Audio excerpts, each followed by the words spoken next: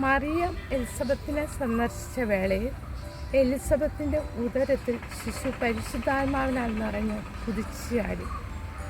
Elizabeth പറഞ്ഞു, കർത്താവ് അരുളി ചെയ്ത കാര്യങ്ങൾ നിറവേറ്റിയവൾ ഭാഗ്യവതി.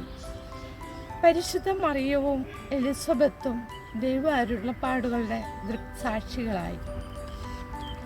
ആത്മാവിനാൽ നിറഞ്ഞ മറിയം ദൈവത്തെ മഹത്വപ്പെടുത്തി പറഞ്ഞു, എൻ്റെ ആത്മാവ് കർത്താവിൽ ആനന്ദിക്കുന്നു, എൻ്റെ ചിത്തം രക്ഷകനായ ദൈവത്തിൽ ആനന്ദിക്കുന്നു. തൻ്റെ കാരുണ്യം അനുസ്മരിച്ചുകൊണ്ട് അവിടുന്ന് തൻ്റെ ദാസനായ ഇസ്രായേലിനെ സഹായിച്ചു. മറിയം തൻ്റെ ഇളയമ്മയോടുകൂടി 3 മാസം താമസിച്ചു.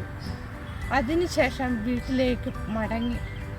നമുക്ക് ഈ ക്രിസ്മസ് ദിനത്തിൽ മറിയത്തെ പോലെ മറ്റുള്ളവരുടെ വേദനകളിൽ, സങ്കടങ്ങളിൽ, സഹനങ്ങളിൽ പങ്കുകാരായിക്കൊണ്ട് അവരെയും നമ്മോടൊപ്പം ചേർത്ത് നിർത്താം.